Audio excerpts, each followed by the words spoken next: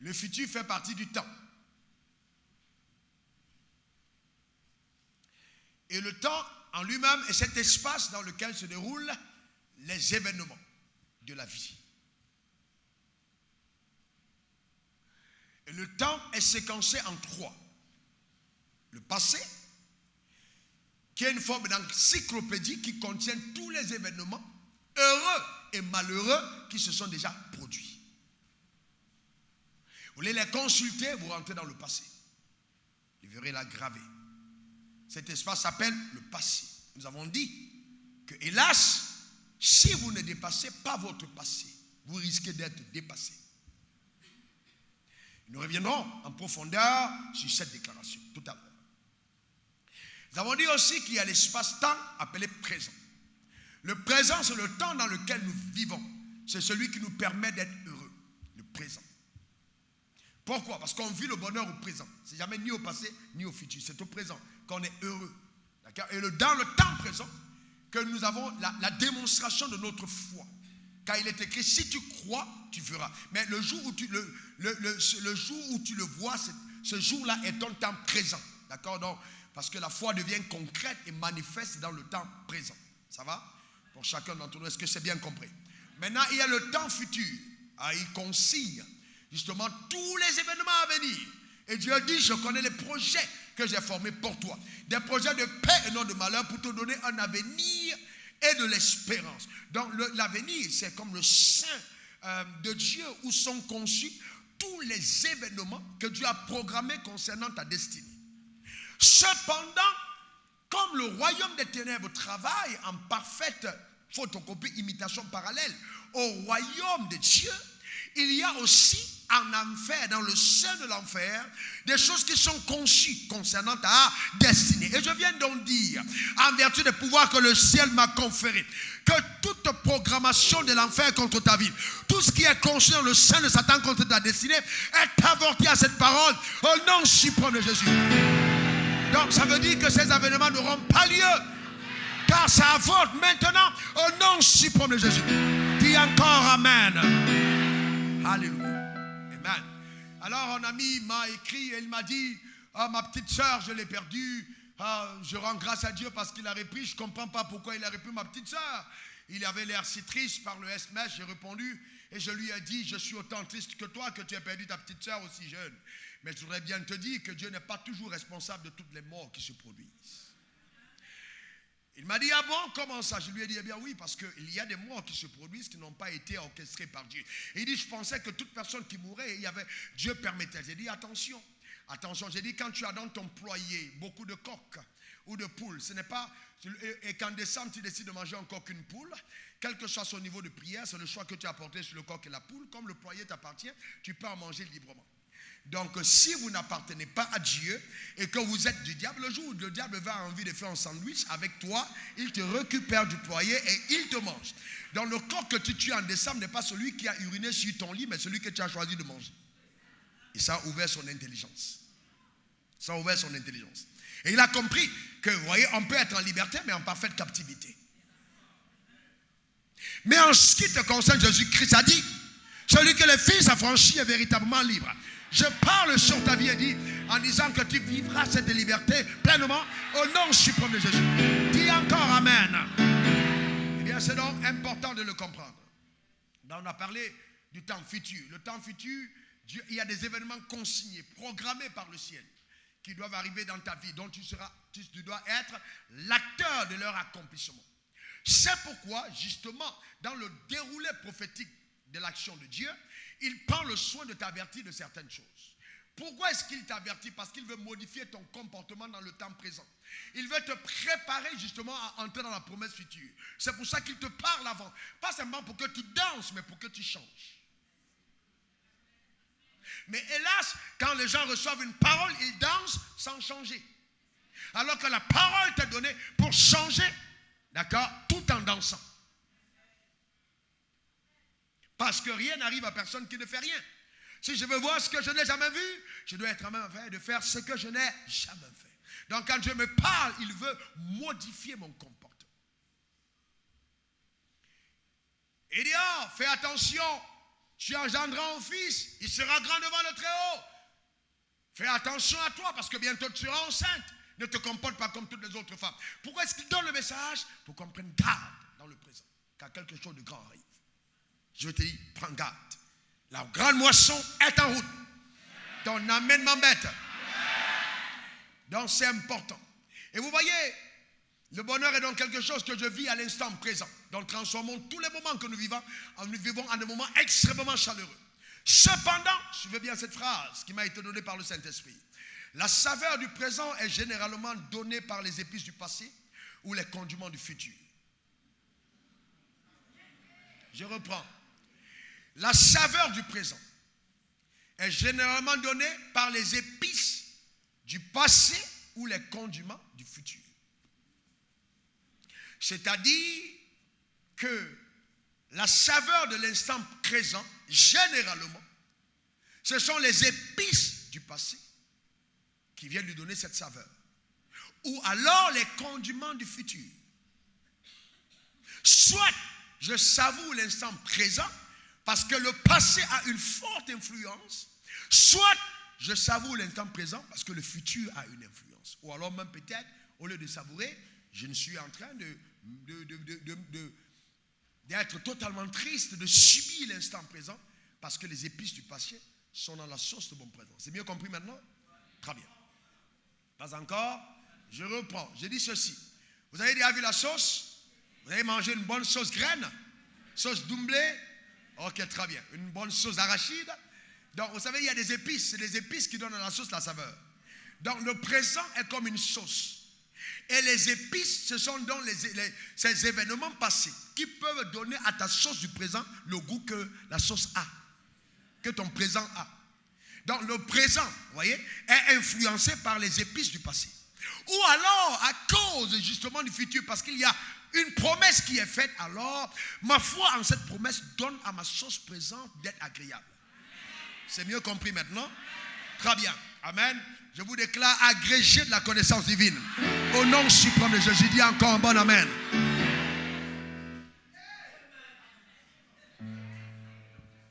Donc, si je décide de conquérir mon futur, comme on l'a dit hier, je vais donc à la quête des promesses qui me sont réservées. D'accord? Je vais à la quête des promesses. Et aussi, je m'oppose au schéma diabolique concernant ma destinée. C'est à conquérir son futur. Je dis, Satan, non, ce que tu as planifié n'arrivera pas. Je vais à la conquête de ce que Dieu m'a réservé. Parce que nous avons été créés par Dieu. Donc dans l'agenda de Dieu, il y a un plan pour nous. Il dit, Jérémie, avant que tu ne sois dans le ventre de ta mère, je te connaissais. Avant que tu n'en sois sorti, je t'avais consacré. D'accord? Je te connaissais, je t'avais consacré prophète des nations. Vous voyez, donc je t'ai consacré avant que tu ne sortes. Mais Jérémie pouvait terminer premier ministre. S'il terminait premier ministre, il n'était pas là à la conquête de son futur. Il serait passé à côté de sa destinée. Donc, conquérir son futur consiste à aller à la quête du schéma de Dieu pour notre vie. Lequel schéma est toujours un schéma glorieux en ce qui nous concerne. Donc, lutter contre toutes les orchestrations diaboliques qui nous amènent à aller atterrir à l'aéroport qui n'est pas l'aéroport désiré. C'est bien compris? Ok, très bien. Donc, c'est très important. Très, très, très important de le comprendre. Et Dieu nous a annoncé que cette année, d'accord, est une année de grande moisson. Et donc, si Dieu te parle en te disant, il y a une grande moisson, il va en train de te dire que tu n'y arriveras pas seul. Il est important de travailler en équipe. Parce que quand la moisson est grande, on a besoin de beaucoup d'ouvriers. Quand la moisson est grande, si on ne se hâte pas d'aller justement moissonner, la moisson va pourrir. Donc, il est important de se préparer pour la grande moisson. Et nous avons parlé hier aussi du cas de Lazare. Lazare avec une destinée. Dis à quelqu'un, Lazare avait une destinée. Et nous avons vu que Lazare, justement, est mort. Heureusement que les sœurs de Lazare avaient entretenu de très bons rapports avec qui? Jésus. Elles ont envoyé chercher. Quelle grâce! Elles ont envoyé chercher et Jésus est venu. Laissez-moi faire une parenthèse en vous disant ceci. En tant qu'homme de Dieu, je vous le dis, beaucoup de personnes ne vous le diront pas, mais c'est vrai. Il y a des gens, quand ils vous appellent, vous sentez une énergie pour aller vers elles. Cette énergie n'est pas née du fait que vous êtes, non, ce n'est pas l'argent de la personne, non, il y a quelque chose que la personne a posé comme acte dans le monde spirituel qui te pousse à aller aider la personne. Donc cette énergie est née justement par le type de considération et de valorisation que la personne place sur l'onction que tu transportes. Donc elles ont envoyé chercher Jésus. Jésus est revenu. Et on a vu qu'au deuil de Lazare, Jésus a demandé de rouler la pierre. Maintenant, continuons. Là, on s'est arrêté hier. Lazare est sorti et Jésus a dit, déliez, laissez-le aller. Maintenant, je vous pose une question. Lazare, la Bible ne nous dit pas s'il était marié ou pas. Première hypothèse, et la plus plausible, Lazare avait une femme, mais on n'a pas parlé d'elle dans la Bible. Elle a déjà porté les vêtements de veuvage.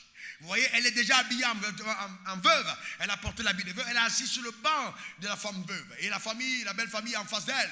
Et si c'est comme nos rituels, on est en train de la malmener en disant, voilà, notre frère est parti. Et Lazare sort. C'est un sérieux problème qui se pose là maintenant. Lazare sort. Tout le monde s'est réjoui. À l'instant où on parle, la femme de Lazare porte encore les vêtements de veuvage. Qu'est-ce qu'elle doit faire en cet instant précis? Doit-elle courir vers Lazare pour l'embrasser en disant, Marie, alléluia, t'es revenu à la vie? Ou alors, quand Lazare est mort, ils avaient un problème. Lazare n'avait pas bien rationné. Ou alors il va dire à Lazare, Lazare, est-ce que tu te souviens que tu as fait telle chose? Vous savez qu'il y a des femmes qui sont capables, même si le mort revient à la vie, de ramener les problèmes du passé. Et ne pas se souvenir que Dieu a fait un grand miracle. Quelle est l'attitude de la femme de Lazare? Et après avoir embrassé son mari, qu'est-ce qu'elle fait? Elle se rendra compte qu'elle n'a plus le droit de porter le vêtement de veuvage. Parce que le vêtement qu'elle porte aujourd'hui est un symbole d'un événement passé. Certains d'entre nous devons nous déshabiller. Certains d'entre nous devons nous changer. Parce que ce qu'on porte aujourd'hui n'illustre pas du tout ce que Dieu a fait dans nos vies.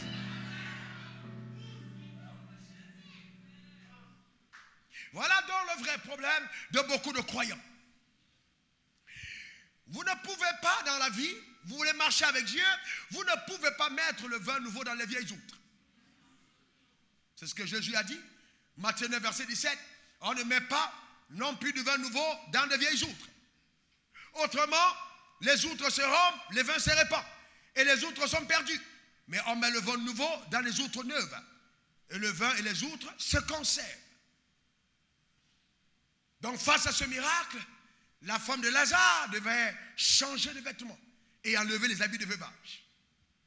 Et toute la décoration funeste qu'il y avait dans l'endroit, parce que généralement quand il y a deuil, on décore l'endroit en ordre de deuil. La joie ne pouvait pas rester là longtemps. Il fallait justement changer de décor, parce qu'il n'y a plus deuil. C'est ça 2019, il n'y a pas deuil. Ton amen m'embête de dire il n'y a pas deuil. Est-ce que quelqu'un comprend le deuil? Il n'y a pas deuil. Amen. Dieu ne t'annonce pas la promesse pour que la sauce de ton présent soit toujours parfumée des épices du passé.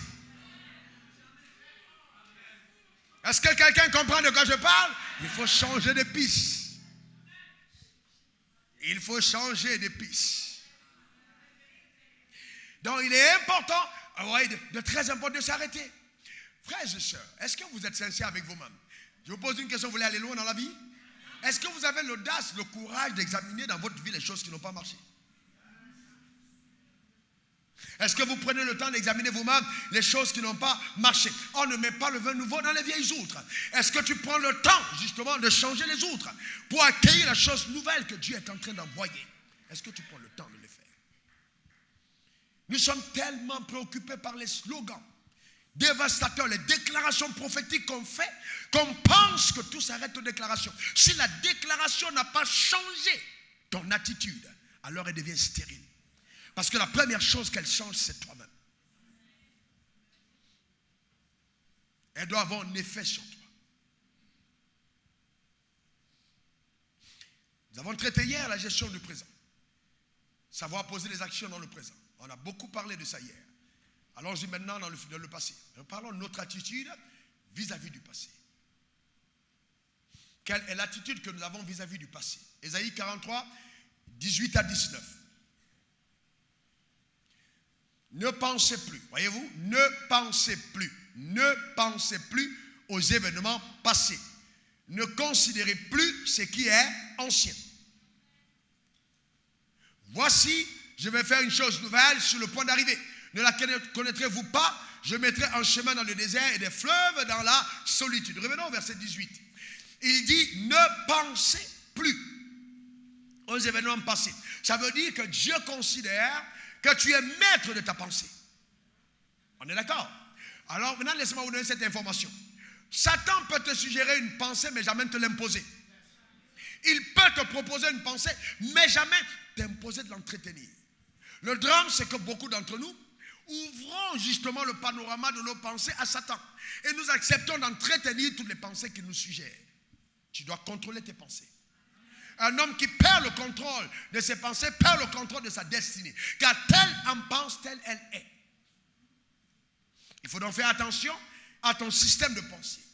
Et donc arrête d'ancrer ton passé dans le passé. Tes pensées dans le passé. Il ne faut pas que tes pensées soient, voyez-vous, accostées au passé. Non. Non. Eh bien, c'est un exercice qui souvent peut s'avérer extrêmement difficile. Comment je me sépare du passé? Voyez-vous, nous sommes en quelle année? Nous sommes en quelle année? 2019. Est-ce que vous savez que certains d'entre vous, vous êtes encore en 2013? Tu dis, pasteur, comment? D'autres sont en 2005. D'autres sont en 2010. D'autres sont en 2017. Et d'autres sont en 2019. Je vais vous montrer comment. Vous savez, les feuilles du calendrier, on les déchire. On est en 2019. Mais ce n'est pas parce que les feuilles ont sauté que dans ton âme, tu as progressé. Je peux encore être en 2015 alors que tout le monde est en 2019. Pourquoi? Parce que depuis 2015, il y a des événements qui ont survenu dans ma vie que j'ai mal gérés et qui ont donné à mon bateau, le bateau de ma destinée, d'être accosté aux rives de cette année-là. Plus jamais mon bateau n'a avancé. Le temps passe, mais je suis au même port. Pourquoi? Parce que j'ai mal géré l'événement qui est arrivé. Et la gestion de cet événement, et c'est ça qui est profond et subtil, c'est qu'il y a deux événements, il y a deux types d'événements. Il y a les événements heureux. Beaucoup de personnes ne font pas attention, mais elles sont prisonnières de leur succès. C'est-à-dire quoi? Dieu a fait quelque chose de grand avec toi. Il t'a utilisé extraordinairement. Par exemple, tu es ton pasteur, il y a eu une croisade, il y a eu 100 000 personnes au stade. Et puis chaque fois que tu vas te lever pour faire une autre croisade, tu dis, est-ce que j'atteindrai encore 100 000? Tu deviens prisonnier de ton succès. Et tout le temps quand tu parles, tu dis, en 1995, oh, quand j'étais dans tel pays, il y avait 100 000 personnes. Ça devient le seul témoignage sur lequel tu t'arrêtes. Tu es resté dans le passé. Alors que Dieu avait plus grande chose à faire. C'est ça qu'il dit, ne pensez pas aux événements passés. Ne considérez pas ce qui est ancien. En fait, pourquoi? Parce que dans le processus de la foi, chaque fois que Dieu opère quelque chose par toi, il veut que tu la dépasses pour aller à la conquête de la chose nouvelle qui arrive. Donc, vous voyez, c'est très important. Et le diable, qu'est-ce qu'il fait? Il veut que tu te détournes et que tu transformes ce succès en une idole. Voilà le piège de Satan. Voyez-vous? Et c'est comme ça que beaucoup de personnes ne progressent pas à cause de leur succès. Ah ouais? Vous savez que moi-même en tant que pasteur, il m'est arrivé de par le passé, tu as un message extraordinaire, une convention. La salle est en furie, la gloire de Dieu descend, les gens sont guéris, la gloire. Et puis tu te dis, c'était le deuxième jour du programme, et il y a le troisième jour, tu rentres dans ta chambre, tu dis, papa, après tout ce que j'ai vu là, je ne sais pas ce que je... Ouais, tu as bien le souhait que le programme s'arrête là. Parce que c'était tellement glorieux. Le problème, c'est quoi? C'est qu'il faut savoir s'effacer et se laisser utiliser par Dieu comme il a conçu. Que ce soit grand, que ce soit petit, l'essentiel que ce soit. C'est tout. Pour lui. Et ne pas aller à la quête simplement de grandes choses, mais aller à la quête de l'obéissance. Obéir est la chose suprême. Ça, c'est important. Obéir. C'est ce qui est important, obéir. Philippe, après une grande croisade en Samarie, grand succès, toute la ville est en ébullition. Partout il passe, oh Philippe, oh grand homme de Dieu, paf, il est enlevé. Pour aller rencontrer qui? L'eunuque éthiopien, un seul homme sur un char. Dieu a toujours cette façon de faire, pour voir si, justement, tu voleras la gloire des succès qu'il te donne de connaître. Seul, dans le désert, sans caméra, il est obligé de parler à un homme. Le plus important dans la vie, c'est d'obéir. Juste obéir. Je vais vous dire une chose avec Dieu, celle que j'ai découverte. Dieu ne va jamais te donner d'expérimenter les grandes choses dans le passé. Elles sont toujours à bénir.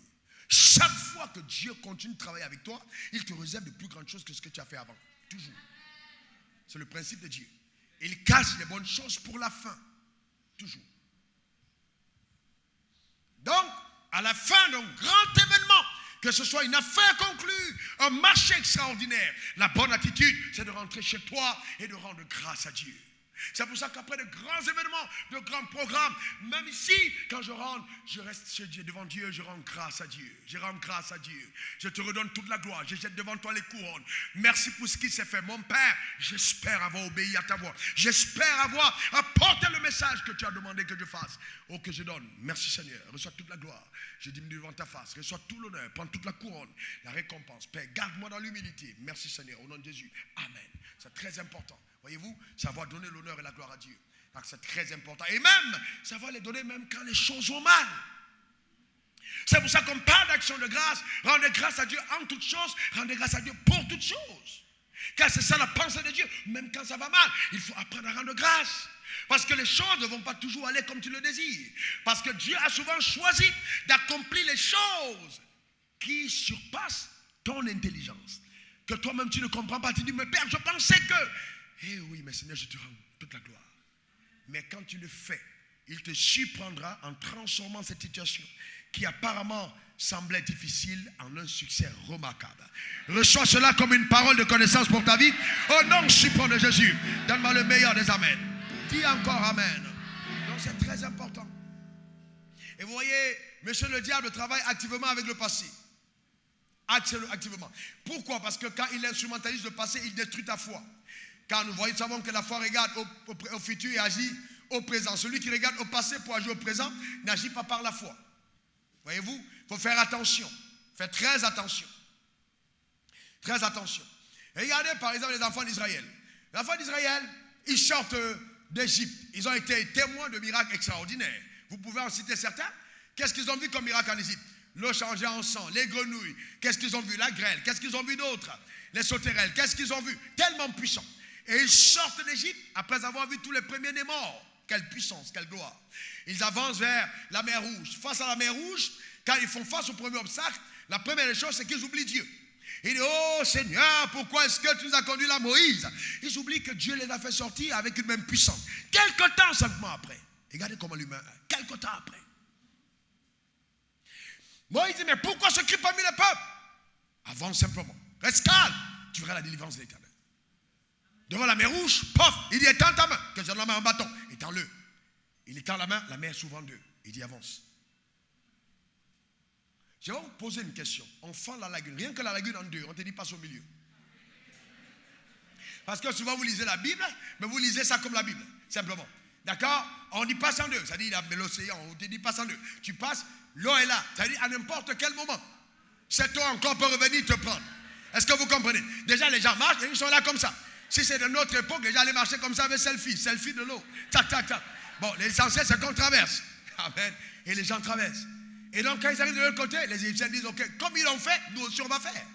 On va passer. Voyez-vous, quand le surnaturel est en ta faveur, les gens ont tendance à vouloir te copier.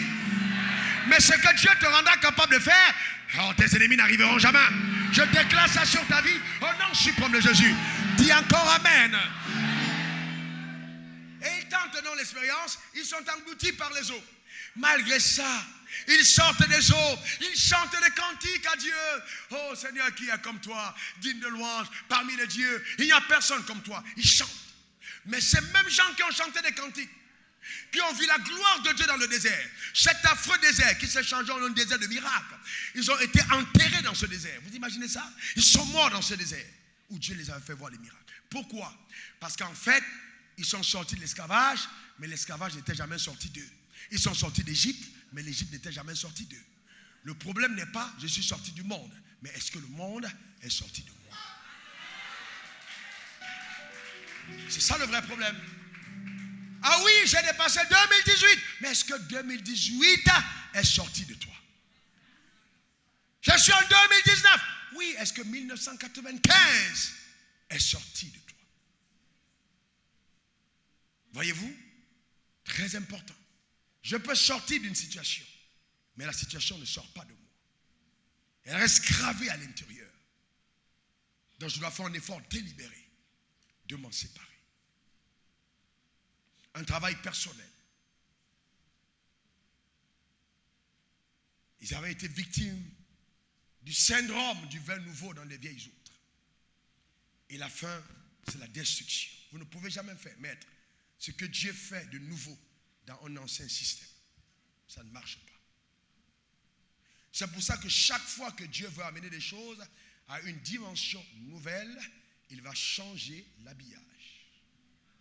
Il va changer les autres. Le drame, c'est que beaucoup d'entre nous n'acceptons pas quand l'autre doit changer.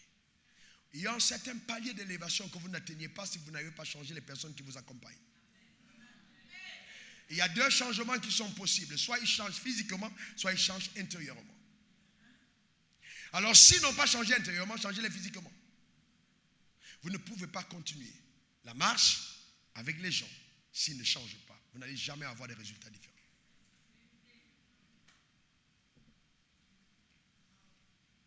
Soit, je reprends, soit ils changent de l'intérieur et vous marchez, soit ils perdent. Pourquoi est-ce que Dieu, face à quand le peuple prend l'argent et pose et en fait un veau d'or, regardez la réaction de Dieu. Il dit, ok, premièrement, prenez une épée, chacun allez tuer les gens de votre famille qui ont participé à ce genre d'acte. Pourquoi? Parce qu'il se rend compte que ces gens-là, ça fait partie de la vieille honte, qu'il ne va jamais accomplir ce qu'il va accomplir s'ils sont présents. Et qu'est-ce qu'il va faire? Il les fait mourir tous dans le désert. Il donne à la nouvelle génération d'entrer. Pourquoi? Parce que l'ancienne génération pouvait polluer le plan de Dieu. Il devait mourir dans le désert.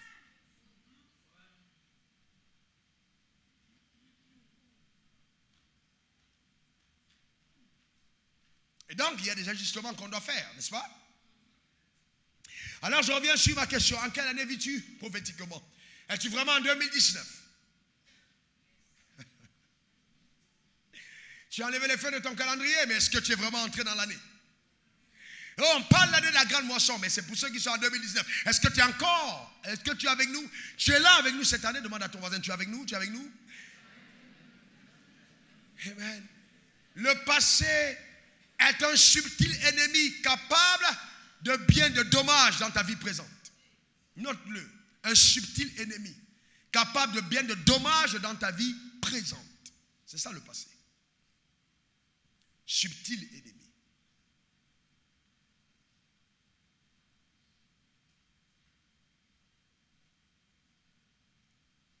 Alors, dans le passé, il n'y a pas que les succès, il y a des échecs.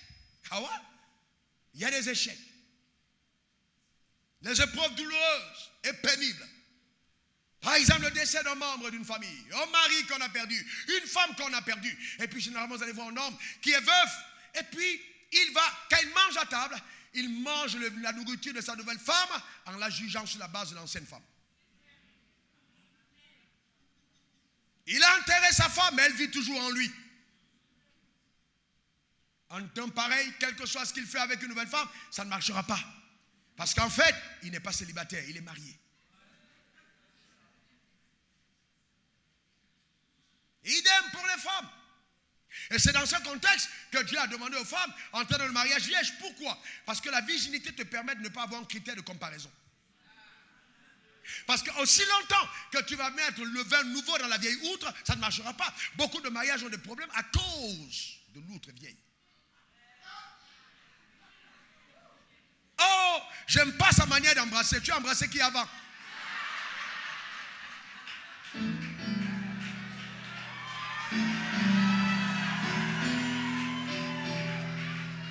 N'est-ce pas la vérité? Le problème, c'est que tu ne peux pas apprécier ce qui est présent parce que tu compares avec le passé.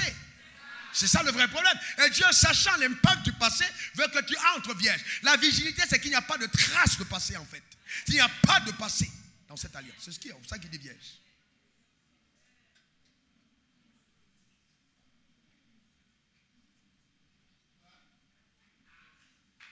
Et donc, dans ce principe, même dans le mariage, vous allez vous rendre compte que chaque fois que ça chauffe dans le désert, on a envie de rentrer en Égypte. Même dans la marche de la terre promise, on dit les concombres d'Égypte. C'est toujours le passé. On essaie de s'en souvenir. Les fêtes approchent. Ton mari ne t'a pas donné de l'argent, mais il a préparé notre surprise. Et puis tu vois, il est déjà le 25. Tu commences à rougir. Parce qu'en fait, l'ancien mari, déjà au début du mois, il te donnait déjà un chèque. Mais le nouveau n'a pas donné. Tu commences à être triste. Mais qu'est-ce qui se passe? Rien d'autre. Ce n'est que le passé qui a un impact. Tu es pasteur, collaborateur. Et puis, on a donné la parole à quelqu'un, on ne t'a pas donné. Mais comme tu as subi un dommage dans le passé, les gens ne t'ont pas respecté, tu as toujours l'impression qu'on est toujours en train de te mépriser. C'est le passé. Voilà le vrai problème. Et vous voyez, quand vous avez faux aux gens, vous devez être assez psychologue pour comprendre que les réactions des gens sont téléguidées souvent par des forces plus fortes qui dépassent même leur propre entendement. Et c'est pour ça que beaucoup de personnes n'agissent pas. Parce qu'elles sont tétanisées par le passé. Oh, il va monter une affaire. Mais il a peur. La première affaire n'a pas marché. Il a peur. Mais pourquoi tu as peur? Si tu avais confiance en Dieu, tu agiras. Tu as peur parce que la première affaire a échoué. Le passé te tient captif. C'est pour ça qu'il dit ne considérez pas les événements qui sont passés. Et c'est pour ça que dans la sagesse divine, il a permis son propre échec en premier pour réussir en deuxième. Il a échoué au début. Adam n'a pas réussi. Il ne s'est pas arrêté. Il a continué. Il a démontré qu'il était capable de surmonter les défis du passé et aller à la conquête de son futur. Je viens parler à quelqu'un ici et déclarer sur ta vie que ton premier Adam n'est pas ta référence totale. Il y a le second. Il y a le dernier. Il y a quelque chose de grand que Dieu te réserve. Donne-moi le meilleur des amens. Dis encore amen. Tu as avorté. Et puis quoi? Celui qui a vu Canaan finit par y entrer. Tu accoucheras. C'est pas parce que tu as avorté une fois que tu es condamné à l'avortement final. Est-ce que quelqu'un comprend de quoi je parle? C'est très important. Ne laisse pas le passé te tétaniser. Ça aller plus loin que ça. Amen. Ton père était coureur. Donc chaque fois qu'il maltraitait ta mère, et tu juges ton mari à partir de ton père. Dès que ton mari a peu de boulot et qu'il rentre un peu tard, tu commences à penser que lui aussi il court. C'est le passé qui devient justement la borne sur laquelle tu te tiens pour agir. Dépasse ton passé. Voyez-vous, c'est très important. Et vous savez que, est-ce que vous savez que le beau monde dans lequel nous vivons, nous le regardons avec les yeux, mais nous le voyons avec notre cœur. En fait, quand on regarde ce monde, ce n'est pas nos yeux qui voient, ce sont notre cœur qui voit. Et les gens voient les choses en fonction de comment est-ce qu'ils sont. Par exemple, vous me voyez là sur l'hôtel. Un jour, bon, je reprends ça autrement. Je suis allé en anniversaire de Miss Côte d'Ivoire en Côte d'Ivoire. On m'a invité. Je suis parti dans les années 2000. Je suis arrivé donc, pour faire la prière. Et je connaissais les organisateurs. Je suis venu. Et j'ai dit, bon, c'est une bonne opportunité quand je devais la voir pour prier. Et à la fin, il y a une dame qui s'était. Elle dit, waouh, quel gâchis. Donc, pour elle, quel gâchis. Comment un bel homme comme ça peut être pasteur. Donc, dans son regard, donc elle a regardé. Elle dit, mais c'est un pasteur Joe, c'est compliqué. Donc, elle dit, quel gâchis. Elle a parlé de l'abondance de son cœur. Pour elle, c'est un gâchis. C'est son regard. Parce que quand elle regarde, elle voit un sandwich ce qu'elle peut croquer. Parce que c'est son regard. Est-ce que vous comprenez? Donc, maintenant, si une telle sœur rencontre le pasteur, même avec sa petite soeur ou sa cousine dans la rue, il dira, qu'est-ce que le pasteur fait avec une femme? Parce que pour elle, si elle était à la place, c'est toute autre chose. Ça veut dire qu'on voit le monde avec le cœur. Donc n'en voulez pas aux gens pour ce qu'ils sont. Jésus a dit, vous dites des mauvaises choses à partir de votre cœur, car c'est l'abondance du cœur que la bouche parle. Donc souvent les gens ne te calomnient pas parce que tu es mauvais, mais parce qu'ils sont mauvais. Et c'est pour ça qu'il est important de comprendre que les meilleures personnes qui nous admirent sont dans le camp de ceux qui nous critiquent. Quand vous l'avez compris, vous gérez mieux la critique. Parce que la critique devient une énergie qui vous porte vers le succès. Donc si vous êtes là, oui, on a dit ça de moi, on a fait ça de moi, vraiment je ne comprends pas. Non, passe, mets-toi au-dessus. Non. Pourquoi? Parce que dans la vie, il y a deux camps. Il y a le camp des acteurs, il y a le camp des spectateurs. Alors dans la vie, Dieu l'a voulu ainsi. Dans la vie, vous voyez, c'est très important. On parle de la reine de la vie. On parle de la nuée des témoins. Il y a donc des gens qui sont sur le terrain, il y a d'autres qui sont sur les gradins. Comment je reconnais quelqu'un qui est sur le gradin? C'est quelqu'un qui est dans le commérage. Le commérage, voilà, Papato, Congo ça. Les gens qui sont constamment en train de parler. Tu ne peux pas être en train de parler et agir en même temps. Et il n'y a que les acteurs qui produisent, qui sont à la conquête du futur. Le commérage se retient en arrière. C'est un esprit. Tu dois lutter contre ce démon. Tu dois lutter contre cet esprit. Tu dois te séparer de ces démons en disant, de ma bouche ne sortiront pas les commérages. Tu ne peux pas avoir une vie bénie avec une langue commère. Écris-le. Tu ne peux pas avoir une vie bénie avec une langue commère. Impossible.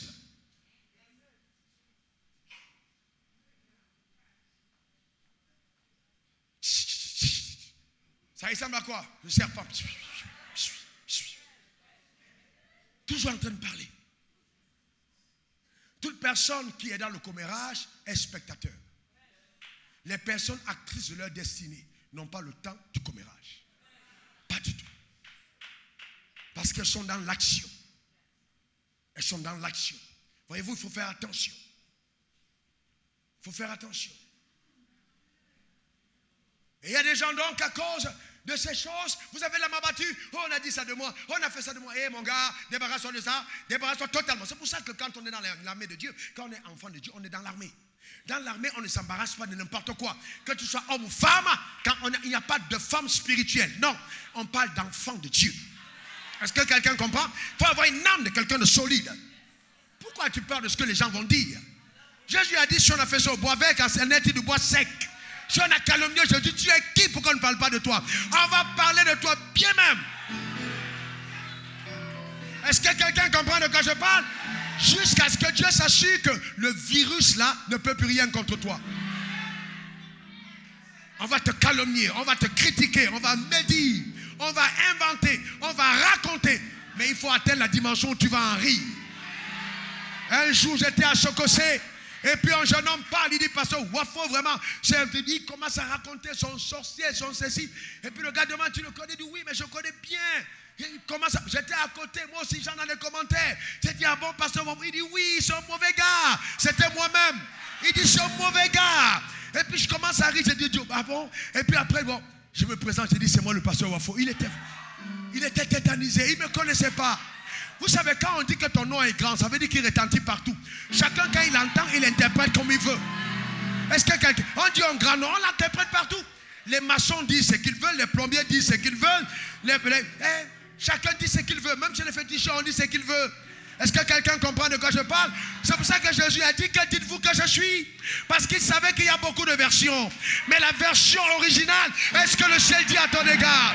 Donne-moi le meilleur des amens. Amen. Alléluia. Amen. Est-ce que ça va pour quelqu'un ce soir? Alléluia. Amen. Donc c'est important, frère. C'est pour ça donc que si vous l'avez compris, vous devez vous exercer à pardonner. Oui, pardonner. Vous devez pardonner. Oui, vous devez pardonner. Ne baladez pas l'âme abattue. Vous devez pardonner. Pourquoi pardonner, frère? Parce qu'il est extrêmement important de comprendre que la personne que tu es devenue, tu ne l'as été qu'au travers de toutes les épreuves que tu as subies. Ces épreuves t'ont façonné, t'ont moulé, ont fait de toi la personne que tu es. Vous comprenez? Si, vous devez rendre grâce à Dieu pour ça. Ils t'ont aidé à devenir ce que tu es, meilleur comme tu es. À cause de ces épreuves, tu es ce que tu es. Un jour, je parlais à un ami pasteur qui était très affligé de ce qu'on a fait tout un reportage sur lui. On a dit qu'il était un grand sorcier. On a fait ça, j'ai commencé à rire. J'ai dit, frère, ne réponds pas. Il m'a dit non. J'ai dit, calme-toi. Je vais appeler les avocats. J'ai dit, notre avocat a déjà vu. Calme-toi. Il n'y a pas d'avocat à appeler. Il faut te calmer. Vous ne pouvez jamais, je dis bien jamais, espérer voir la gloire de Dieu sans passer par les tumultes des ragots. Impossible. Impossible. Je me suis rendu compte que c'est tellement bon parce que ça nous garde. Ça nous préserve. Voyez-vous? C'est important. N'ayez pas peur de ça.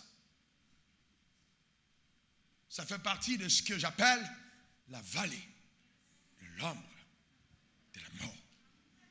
Tu passes par là. Bien, tu es calme. C'est sombre, c'est obscur, mais tu avances. Il y a une lumière qui te guide. Ouais. Tes ennemis travaillent en ta faveur. Ils bâtissent ton âme. Aujourd'hui, vous pouvez dire tout ce que vous voulez. Je me couche dans mon lit, je ris. Sans aucun problème. Au début, ma femme me regardait comme un extraterrestre. Mais tu ne dis rien à ça? Calme-toi, chérie. Bienvenue dans la maison de la gloire. Alléluia. Maintenant, elle est vaccinée elle-même. J'ai le vaccin. Ceux qui veulent être vaccinés après le culte, je vous injecte le vaccin. Et puis c'est fini. Vous êtes vaccinés. Vaccinés contre le commérage. Alléluia. Quelqu'un dit un meilleur amen. Donc, vous voyez, vous devez apprendre à pardonner. Pourquoi? Parce que, vous voyez, c'est très important. Écoutez-moi bien, écoutez-moi bien. Vous devez apprendre à pardonner. J'ai dit ceci, le navire de votre destinée ne doit pas être accosté dans les rivages ou les rives de ton passé. Alors, écoute-moi attentivement. Le manque de pardon va te donner d'être devenu immobile, de ne plus avancer. C'est quelque chose de terrible. Et écoutez mon message sur le pied de l'offense, je développe davantage. Regardez. Vous voyez, quand vous ne pardonnez pas, c'est comme des menottes que vous installez sur les mains de Dieu. Vous menottez Dieu. Dieu veut agir, mais il est menotté. Il est incapable d'agir par ton attitude de manque de pardon. C'est un piège terrible. Et regardez ce que la Bible dit dans Marc 11, verset 25. Et lorsque vous êtes debout, Marc 11, 25, lorsque vous êtes debout, faisant votre prière, si vous avez quelque chose contre quelqu'un, qu'est-ce qu'il est écrit? Si vous avez quelque chose contre quelqu'un, qu'est-ce qu'il est écrit? La Bible n'a pas dit si quelqu'un a quelque chose contre vous. Donc, Dieu sait que les gens auront des choses contre toi. Ça, ce n'est pas un problème. Mais est-ce que toi, tu as quelque chose contre quelqu'un? C'est ce qui compte. Donc, n'allez pas sonder les cœurs. Oui, est-ce que quelqu'un... Non, ne descendez pas dans ce niveau de bassesse. Non. Laissez les gens avoir tout ce qu'ils veulent dans le cœur contre vous. Mais assurez-vous de n'avoir rien dans le cœur contre les gens. Parce que ce que les gens pensent de toi n'a aucun pouvoir sur ta destinée. Mais ce que tu penses des gens peut stopper ta destinée. C'est pour ça qu'il faut faire attention. Remettez le verset. Si vous avez quelque chose contre quelqu'un, pardonnez. Qu'est-ce qu'on dit? Pardonnez. Qu'est-ce qu'on dit? Pardonnez. On a dit quoi? Pardonnez. Ça veut dire que la personne a vraiment fait quelque chose qui mérite que tu en veuilles à la personne. Mais la Bible dit pardonnez, afin que votre Père, voyez le mot afin. Voyez, ici veut dire que si vous n'avez pas pardonné, votre Père ne vous pardonnera pas non plus. Donc ça veut dire que quelqu'un qui m'a offensé peut fermer le ciel sur ma vie. Il ferme le ciel sur ma vie à cause de l'attitude que j'ai par rapport à son offense. Donc je n'ai pas le droit de ne pas pardonner. Oh mais pasteur, tu ne sais pas de quoi il s'agit. C'est mon oncle qui m'a violé. Eh bien oui, pardonne. Pasteur, non, tu n'as jamais vécu ça avant. Mais Dieu a dit pardonner. Mais tu ne comprends pas de quoi c'est. C'est mon papa, c'est mon propre patron qui a essayé. C'est pas grave, pardonne. C'est ma mère, pardonne. C'est mon père, pardonne. C'est un collègue, pardonne. Oh, c'était mon dernier sou. On a fait une affaire ensemble. Il a fait avant avec pardonne. Pardonne, c'est ce que la Bible a dit. Pardonne. Il y a des gens qui sont ta mère dans l'âme parce qu'ils ne savent pas pardonner. Il faut pardonner. Vous ne pouvez jamais, je veux mettre en garde tous les hommes de Dieu qui m'écoutent. Vous ne pouvez jamais opérer à la fréquence de l'esprit si vous ne pardonnez pas. Vous oubliez. Un ministère qui est sec est un ministère où le pasteur a été atteint par la flèche de l'amertume. Une fois que c'est entré dans ton cœur, c'est fini. C'est fini. Vous n'allez jamais avoir la fraîche rosée. C'est pour ça que vous allez voir des gens qui prennent des messages. C'est comme s'ils ont lu un livre. Il n'y a pas de fraîcheur. La fraîcheur descend quand le cœur est pur. Donc tu dois débarrasser justement ton cœur de toutes sortes de saletés. Vous voulez voir quelqu'un qu'on a calomnié, insulté? Vous regardez ma propre vie. On a mis des panneaux. Comment reconnaître un faux prophète? On met mon nom, ma photo. On dit venez voir. Ici à Abidjan, j'ai pardonné. Les amis avec qui j'ai mangé, j'ai pardonné. Parce que vous devez comprendre une chose. Quand vous êtes quelqu'un de destiné, votre vie suscite toujours la jalousie. Montrez-moi dans la Bible. Votre vie suscite à une époque la jalousie. Vous devez apprendre à travailler en fonction de ça. Pardonnez.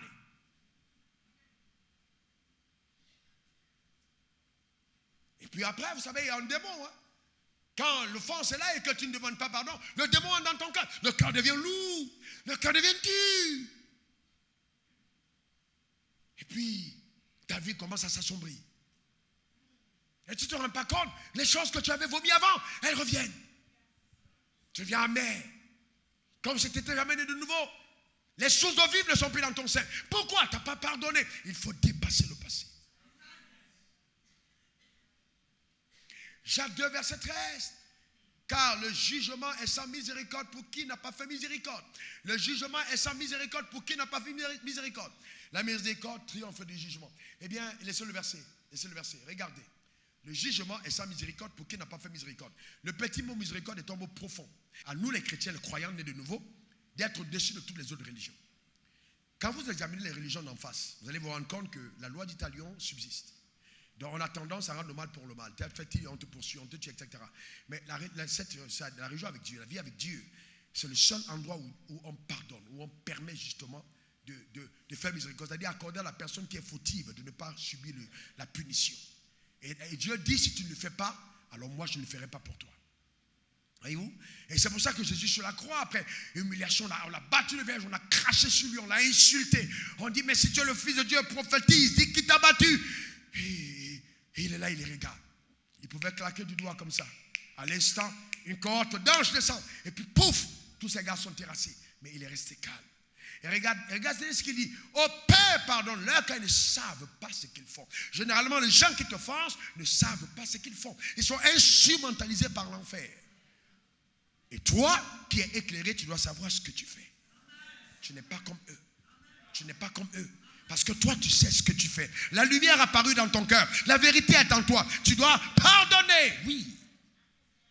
Et je vais plus loin, frère. Ne peut t'offenser que celui que tu as estimé. Il est impossible d'être offensé par quelqu'un qu'on n'estime pas. Il n'y a que les personnes qu'on estime qui nous offensent. Et souvent, Dieu permet, justement, que les personnes qu'on estime nous offensent. Il y a une permission. Dieu permet pour travailler notre cœur et nous briser un peu plus.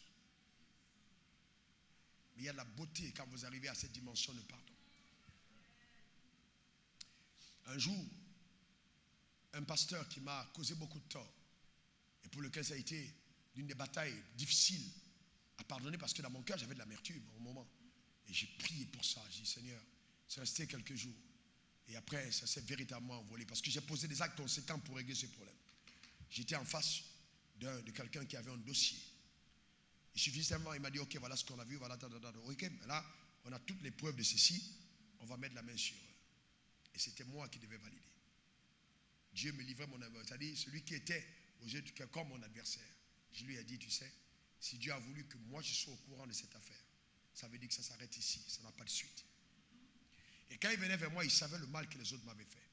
Donc il disait, ok, enfin, j'ai quelque chose qui peut être intéressant pour toi. J'ai dit non. Jamais je ne participerai au mal contre le nom de l'Éternel. J'ai dit, je ne ferai pas. Et je lui ai dit, voilà les malédictions qui t'accompagneront si tu fais un tel acte. Laisse les gens faire ce qu'ils veulent faire, ne te mêle pas de cette histoire. Et si tu peux l'éteindre, éteins-la à ton niveau. Terminé. Voyez-vous, et je me suis rendu compte ce jour, après avoir posé cet acte, j'ai pris mon téléphone, j'ai appelé l'ami en question, j'ai dit, écoute, il y a tant, je ne sais pas ce qui se passe, mais voilà ce que les gens préparent contre vous. J'ai essayé de faire ci, j'ai essayé de faire ça. Prenez des dispositions à votre niveau. Et puis la vie a continué. Simplement. Vous savez, nous sommes un corps. Et nous ne pouvons pas permettre dans le corps que quelqu'un du corps ait un dommage à cause de nous. Parce que si je mords le doigt, tout le corps ressent la douleur. Si nous avons pris cette dimension et cette conscience, nous ne pouvons pas nous attaquer les uns envers les autres. Ce n'est pas possible, non. Nous ne devons jamais le faire. Quel que soit ce qu'il parle. Oh oui, mais il ne prêche pas la même doctrine que moi et ce n'est pas grave. Le royaume de Dieu est comme une montagne. Il y a des gens qui ont vu sanctification. C'est tout ce qu'ils ont vu, tout ce qu'ils savent, ils connaissent. Oh, ne volez pas, ne mentez pas. Ils s'arrêtent là. Une autre personne a vu guérison. Une autre personne a vu élévation. Ça dépend de là où on s'est tenu. Mais il y a quelqu'un de plus sage qui a décidé de faire le tour et de regarder pour voir. Donc, si toi tu as fait le tour et que tu te rends compte que lui le voit de sa perspective, ne le maudis pas parce qu'il dit ça.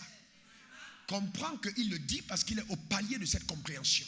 Et prie pour qu'il continue d'avancer dans sa marche. Parce que de l'autre côté, il verra quelque chose d'autre. Ce n'est pas suffisant pour que vous soyez des ennemis. Non, pas du tout. Non, ce n'est pas suffisant. Et donc le diable a travaillé pour nous mettre en retard sur des petits détails. Est-ce que vous savez que parmi vous ici, il y a ceux qui ne sont pas nés de nouveau et même qui chantent dans la chorale? Oui, c'est possible. Ils ne sont pas nés de nouveau, qui n'ont pas l'esprit de Dieu, qui ne sont pas nés de nouveau. Ah, je suis évangélique et puis quoi? Pentecôtiste et puis quoi? Aucun de ces noms n'est dans la Bible. Aucun de ces noms n'est dans la Bible. Catholique, méthodiste, ça n'a rien à voir. On arrive au ciel par Jésus-Christ. C'est Jésus. Est-ce que quelqu'un comprend de quoi je parle? Donc ne tombez pas sur ces pièges-là. Oh oui, et puis vous voyez des gens, frères en Christ, être en guerre. Non. Si tu veux une grande moisson, garde ton cœur pur. Dis encore Amen. Donne-moi un bon Amen. Et ensuite, rétablis les priorités. Dis, rétablis les priorités. Encore rétablis les priorités. C'est important, frère. Comment veux-tu aller loin avec les anciennes priorités qui ne sont pas bonnes? Rétablis les priorités. Pourquoi vis-tu? D'accord? Quelles sont tes motivations? Quels sont les objectifs que tu vas atteindre dans la vie? Est-ce que tes priorités sont saines? Etc. Rétablis tes priorités. Il faut les rétablir. Rétablis tes priorités. Quelle place Jésus a dans ta vie? Il a quelle place? Oh, il t'est béni. Oui, tu as beaucoup d'argent. Tu as des maisons, tu as des voitures, tu as des terres, tu as des serviteurs. Mais où est la place de Jésus? Qu'est-ce qui est ta priorité? Est-ce que la richesse est devenue une idole? Est-ce que si tu meurs maintenant, Jésus serait heureux de t'accueillir? Rétablis les priorités. Nous allons à la quête de notre futur, à la conquête de notre destinée. Mais elle ne s'arrête pas sur la terre. Donc si on veut conquérir sa destinée, on doit savoir que notre futur se confond avec l'éternité. Et rétablir les priorités. Aujourd'hui, les croyants vivent comme si, la vie s'arrête sur la terre. C'est pas vrai. Il y a une vie après la terre. C'est pour ça que nous sommes des personnes extraordinaires. Extraordinaires, parce qu'on est assis avec Christ dans les lieux célestes. On est extraordinaire. Je ne sais pas ce qui te concerne. Je suis extraordinaire. Parce que quand je dis on, vous savez, ne pas être enthousiaste. Moi, je dis on est extraordinaire. Dis amen. Dis-le encore amen. Je comprends. Je comprends. Il faut pardonner. Voyez-vous? Donc, on est des personnes extraordinaires. Maintenant, vous savez, et là, nous parlons du prophétique. Hein? Je vais conclure avec ceci. On parle du prophétique. Et il y a aussi dans l'agenda divin une heure que Dieu a arrêtée pour faire certaines choses. Et vous savez, quand cette heure arrive, par rapport à la vie d'un individu, il y a des événements extraordinaires qui se produisent. Et souvent même sans ta propre permission. Nous avons parlé à la traversée du cas de Lot. Regardez, Genèse 19, versets 16 à 19. Et comme il tardait, les hommes le saisirent par la main, lui et sa femme et ses 2 filles. N'est-ce pas? Car l'Éternel voulait l'épargner. Ah, il a écrit quoi? L'Éternel voulait faire quoi? Oh, je veux t'annoncer une bonne nouvelle ce soir. Cette année 2019, l'Éternel veut t'épargner. Écoute-moi, je parle comme prophète de Dieu. J'ai dit, cette année, Dieu veut t'épargner. Et la Bible dit, il tardait. L'ange est venu saisir la main. Après l'avoir fait sortir, l'un d'eux dit, sauve-toi pour ta vie, ne regarde pas en arrière et ne t'arrête pas dans la plaine, sauve-toi vers la montagne, de peur que tu ne périsses. Waouh! Cette année, tu vivras des événements surnaturels. Des anges t'apparaîtront sous des formes humaines. Quand tu seras face à certaines situations, tu verras la main de Dieu intervenir. Donne-moi le meilleur de ton amen. L'ange est venu. Il était là, l'ange vient, l'ange lui dit, hé mon gars, t'as pas, regarde un peu en arrière. Il dit, mon gars, t'as pas, regarde en arrière, viens, on s'en va. Pourquoi? Parce que Dieu veut l'épargner. Ah, si on laissait sa main, il restait à cet endroit. Mais à cause de l'intervention surnaturelle, l'ange a dit, tu dois partir. Quelque part, il y avait l'intercession d'un homme qui obligeait le ciel à se souvenir de l'autre. Et cet homme s'appelait qui? Abraham. Les anges ne pouvaient pas le laisser. Je viens te parler aujourd'hui en disant sur ta vie que les anges ne vont pas te laisser à cet endroit. Tu es obligé de progresser au nom suprême de Jésus. Donne-moi le meilleur des amens. Alléluia. Et ils sont sortis, lui, sa femme, ses filles. Rien de ce qui est à toi ne restera. Je déclare que tu vas avancer vers ce que le ciel t'a réservé au nom suprême de Jésus. Dis encore amen. Ramenez le texte. Sauve-toi. On dit sauve-toi. Il faut avancer. Dieu a décidé que c'est ton heure. Il dit c'est ton heure. Mais l'ange lui a dit, pendant qu'on part, ne regarde pas en arrière. Nous sommes en train de terminer à dépasser l'horloge prophétique. Ne regarde pas en arrière. Parce que sinon, tu risques d'avoir tes amarres attachées dans le passé. Il faut que tu puisses avancer sans regarder en arrière. Je veux dire à quelqu'un, laisse passer les événements du passé. Ne regarde pas en arrière, continue d'avancer. Continue de progresser, continue d'avancer, car Dieu te conduit quelque part. Là, je lui ai dit, avance, et je vais te dire, avance. Avance dans ton ministère, avance dans tes affaires, avance dans ton mariage, avance dans ton entreprise, avance dans cette relation. Continue d'avancer cette année. Progresse, ne t'arrête pas. Continue d'avancer, avance. Continue de progresser, avance. Au nom suprême de Jésus. Donne-moi le meilleur des amens. Dis encore amen. Pendant que je priais, pasteur, quoi, le Seigneur m'a dit, à cette étape, dis à mon peuple qu'ils sont infusés d'une capacité pour progresser. Alors je me rappelle de cette parole et je déclare, reçois cette force qui te donne d'avancer, de progresser. Tu ne regardes pas en arrière, tu progresses parce que le ciel t'a réservé au nom suprême de Jésus. Donne-moi le meilleur des amens. Dis encore amen. Mon frère, reviens s'il te plaît. Quelqu'un de la chorale vient. Viens. Voyez-vous, vous êtes deux et lui, l'ange est venu le chercher pour dire allons-y. Vous savez, il dit avance. Quand l'ange l'a lâché, il se retrouve au même moment que les deux. Quand on dit avance, toi avance vite. Marche doucement. Vous savez, lui, il avance parce qu'une parole lui a été donnée. Avance. Quand Dieu te parle, la parole qu'il te donne contient la capacité de faire ce en quoi il t'a appelé, voyez-vous. Donc il y a l'onction dans la parole. Quand il dit avance, tu avances. Et cours même. Parce que justement la force lui a été donnée. J'appelle sur ta vie cette année 2019 l'accélération sur ta destinée au nom suprême de Jésus. L'accélération sur ta destinée au nom suprême de Jésus. Ton amen m'embête. Dis encore amen. Maintenant suivez-moi bien parce que vous devez bien comprendre. Vous savez, quand il est 20h46 minutes, n'est-ce pas? Et le présent c'est 20h46. Demain c'est quand? Mercredi. Demain c'est le futur. Aujourd'hui c'est le... Mais il arrive des moments où le présent et le futur se confondent. Parce que dans une minute, c'est le futur de maintenant. Dans une seconde, c'est le futur de maintenant. Quand on te dit avance, et la Bible dit que Dieu ne pouvait rien faire tant qu'il n'était pas parti. C'est-à-dire que si tu n'as pas bougé, l'agenda de Dieu est suspendu parce que Dieu dépend de toi pour atteindre ce qu'il est en train de faire. Je suis en train de dire à quelqu'un que ce que Dieu a mis dans ta vie, tu vas l'accomplir par sa force au nom suprême de Jésus. Donne-moi le meilleur des amens. Dis encore amen. Dis encore amen. Il y avait beaucoup de femmes en Israël, vrai ou faux? Il y avait beaucoup de femmes, vrai ou faux? Dis, répondez-moi, vrai ou faux? Anne était en Israël, vrai ou faux? Pénina était une femme, vrai ou faux? Pénina a accouché, vrai ou faux? Mais personne n'était destiné à accoucher Samuel si c'était Anne.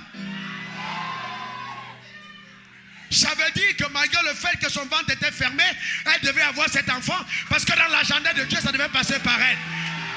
Est-ce que quelqu'un comprend de quoi je parle? Ce qui doit passer par ta vie, passera par ta vie. Personne ne saura l'arrêter. Cette entreprise, ce ministère, ce mariage, cette affaire, personne ne pourra l'arrêter.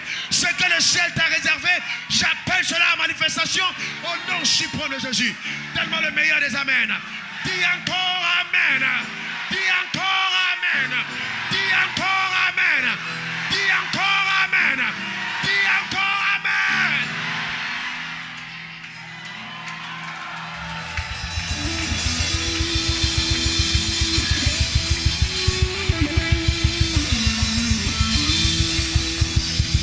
Amen. Et vous savez, souvent, on a eu une expérience malheureuse. Et on pense qu'elle se répète. Ce n'est pas vrai non plus. Non. La veuve de Naïn, elle avait enterré son mari. Il était mort. Elle l'a enterré. Son fils est mort. Elle était devenue spécialiste en enterrement. Elle connaissait comment ça se passe, le processus. Elle a pris l'enfant. On l'a amené maintenant en mort. Donc elle savait que c'était terminé. Sauf que ce jour-là, dans l'agenda du ciel, était mort quelqu'un qui avait un plan qui était rattaché à sa vie. Le cortège de Jésus est arrivé et Jésus dit à la femme, ne pleure pas parce que celui qu'on veut enterrer, il y a un agenda céleste qui est rattaché à sa vie. Ne pleure pas. Et il parla à ce mort, lève-toi. Il le rendit à sa mère. Je suis en train de te dire que ce qui était dans le cercueil t'est rendu. Tu n'as pas compris. Ce qui était dans le cercueil t'est remis. Au nom suprême de Jésus. Donne-moi le meilleur des amens. Dis encore amen. Non. Tu n'es pas devenu spécialiste des calamités. Non. Cette fois-ci, le ciel intervient de façon rigoureuse. Par la puissance d'en haut, au nom suprême de Jésus. Donne-moi le meilleur des amens. Quelqu'un dise encore amen. Yes. Hallelujah. Hey. Amen. Amen.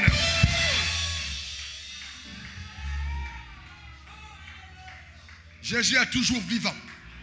Jésus est toujours vivant. Et cette année 2019, au début, il vient à ta rencontre pour te dire ce sera différent. J'interviens, je me positionne avec toi pour que les choses passent à une autre dimension. Reçois cette grâce sur ta vie au nom suprême de Jésus. Dis encore Amen.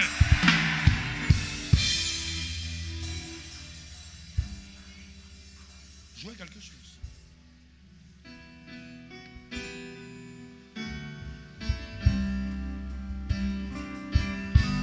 Non, ça va. Ça va. Levez les mains vers la présence de Dieu. Levez les mains dans sa présence. Rendez grâce à Dieu simplement. Rendez grâce à Dieu. Rendez grâce à Dieu simplement pour sa fidélité. Bénissez le nom de l'Éternel. Bénissez le nom de Dieu. Rendez grâce à Dieu. Rendez grâce à Dieu. Rendez grâce à Dieu. Merci Seigneur. Rendez grâce à Dieu. Rendez grâce à Dieu simplement. Bénissez le nom de l'Éternel. Rendez grâce à Dieu. Rendez grâce à Dieu. Rendez grâce à Dieu. Levez la voix. Rendez grâce à Dieu. Rends grâce à Dieu pour sa fidélité. Rends grâce à Dieu. Rends grâce à Dieu. Rends grâce à Dieu. Rends grâce à Dieu. Merci Seigneur. Merci pour ta fidélité.